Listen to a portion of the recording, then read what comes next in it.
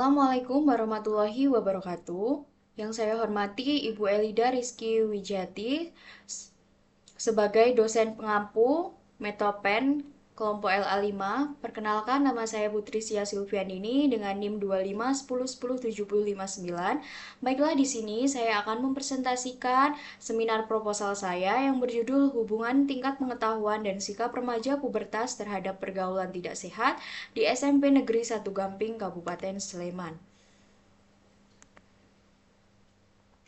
Baiklah, di sini ada serious and magnitude of the problem. Masa remaja adalah fase rentan karena perubahan fisik, emosi, dan sosial yang cepat dan kurangnya pengetahuan dan sikap yang tepat membuat remaja mudah terlibat ke pergaulan tidak sehat.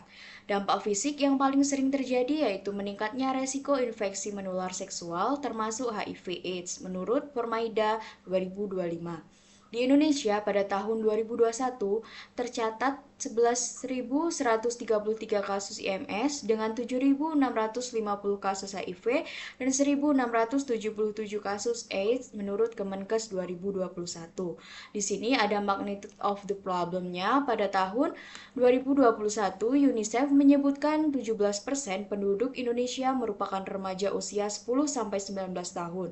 Data tahun 2021 lebih 11.000 kasus IMS termasuk HIV dan AIDS yang sebagian terjadi pada usia remaja. Di DIY sendiri, salah satu kota pendidikan yang tidak terlepas dari fenomena pergaulan tidak sehat, data Dinkes Kota Yogyakarta tahun 2022 menunjukkan kasus HIV cukup tinggi yaitu 1.392 kasus di Kota Yogyakarta sendiri, 1.369 kasus di Kabupaten Sleman, dan 1.294 di Kabupaten Bantul. Selanjutnya di sini saya ada rumusan masalah. Berdasarkan latar belakang, maka peneliti merumuskan masalah penelitian, yaitu apakah terdapat hubungan antara tingkat pengetahuan dan sikap remaja pubertas terhadap pergaulan tidak sehat di SMP 1 Gamping. Tujuan penelitiannya yang pertama ada tujuan umum untuk mengetahui hubungan tingkat pengetahuan dan sikap remaja pubertas terhadap pergaulan di SMP Negeri 1 Gamping. Ada tujuan khususnya yaitu mengetahui tingkat pengetahuan remaja dan sikap remaja pubertas terhadap pergaulan tidak sehat di SMP Negeri 1 Gamping. Di sini ada juga manfaat penelitiannya, yang pertama bagi remaja, bagi sekolah atau instansi, bagi tenaga kesehatan atau bidan, bagi Universitas Aisyah Yogyakarta. Selanjutnya ada ruang lingkup penelitian, ruang lingkup materi penelitian ini membahas pubertas dan pergaulan tidak sehat pada remaja terkait perubahan fisik dan hormon yang meningkatkan rasa ingin tahu dan resiko perilaku menyimpang seperti seks, pranikah, dan IMS. Melalui pemahaman yang tepat diharapkan remaja dapat minimalkan pergaulan tidak sehat. Selanjutnya, responden dalam penelitian ini yaitu remaja umur 14-15 yang belum menikah dan bersekolah di SMP Negeri 1 Gamping. Selanjutnya ada ruang lingkup waktu penelitian dilaksanakan dalam rentang waktu 2-3 bulan meliputi persiapan, pelaksanaan, dan evaluasi hasil. Selanjutnya ada ruang lingkup penelitian yaitu tempat penelitian dilakukan di SMP Negeri 1 Gamping, Kabupaten Sleman, berdasarkan studi pendahuluan yang menunjukkan bahwa prevalensi remaja yang sudah pubertas dan mengetahui pengetahuan mengenai pergaulan tidak sehat hanya sebanyak 60%. Selanjutnya, di sini ada keaslian penelitian. Yang pertama, Ewis Nurlela Berti, DKK tahun 2025, judulnya Pengaruh Edukasi dengan Media Video terhadap Pengetahuan Remaja tentang Masa Pubertas di SMP Negeri 7 Kota Bandung. Metode yang digunakan pre-eksperimental dengan Decision on Group, pretest, protest. Hasilnya, hasil penelitian menunjukkan adanya peningkatan pengetahuan yang signifikan di mana sebelum edukasi sebagian besar remaja berada pada kategori kurang, setelah dilakukan edukasi menjadi meningkat. Persamaannya sama-sama meningkatkan pemahaman dan sikap remaja dengan topik kesehatan reproduksi dan pubertas. Perbedaannya, penelitian terdahulu hanya menekankan pada tema pubertas secara umum. Selanjutnya di sini ada Nopi Agista Putri, DKK 2025, judulnya Peningkatan Pemahaman Remaja tentang Bahaya Pergaulan Bebas melalui Edukasi Kesehatan di SMP Negeri 34 Bandar Lampung.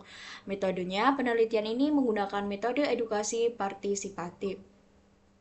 Hasil penelitian menunjukkan bahwa terjadi peningkatan pengetahuan dengan signifikan setelah siswa diberikan edukasi. Persamaannya sama-sama meningkatkan pengetahuan dan sikap positif kesiapan remaja. Perbedaannya, penelitian terdahulu berfokus pada pengetahuan pranikah melalui media leaflet. Selanjutnya di sini ada tinjauan teoritis. Di sini saya masukkan konsep pengetahuan, konsep sikap, konsep remaja, konsep pubertas, konsep pergaulan tidak sehat. Adapun tinjauan Islamnya, Islam mengajarkan remaja untuk menjaga kehormatan diri dan menghindari pergaulan yang dapat mengarah pada perbuatan zina. Hal ini ditegaskan dalam Quran surat Al-Isra ayat 32 yang melarang mendekati zina karena merupakan perbuatan yang keji. Selanjutnya, di sini ada kerangka konsep, variabel independennya, tingkat pengetahuan remaja terhadap pubertas, variabel dependennya, sikap remaja pubertas terhadap pergaulan tidak sehat. Di sini juga ada variabel pengganggu, yaitu yang pertama ada pengaruh teman sebaya, peran pengawasan orang tua, lingkungan sosial dan tempat tinggal, media sosial, dan teknologi digital. Adapun hipotesisnya ada hubungan antara pengetahuan dan sikap remaja pubertas terhadap pergaulan tidak sehat. Selanjutnya di sini ada metode. Penelitian ini menggunakan studi kuantitatif non-eksperimental dengan pendekatan kuantitatif analitik dan desain cross-seksional. Variabel independennya tingkat pengetahuan remaja pubertas terhadap pergaulan tidak sehat. Variabel dependennya sikap remaja pubertas terhadap pergaulan tidak sehat.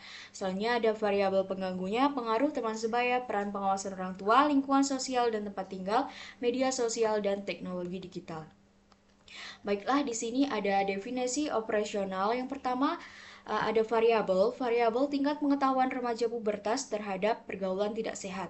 Nah, tingkat pengetahuan merupakan salah satu faktor predisposisi yang mempengaruhi atau melatar belakangi perubahan perilaku yang memberikan motivasi terhadap suatu kegiatan. Juga sebagai faktor yang mempermudah terjadinya perubahan perilaku seseorang.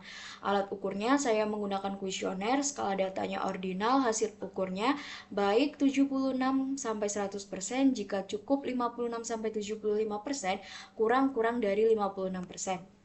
Selanjutnya, di sini ada sikap remaja pubertas terhadap pergaulan tidak sehat. Sikap merupakan penilaian positif atau negatif seseorang terhadap suatu objek perilaku yang dimaksud dalam penelitian ini.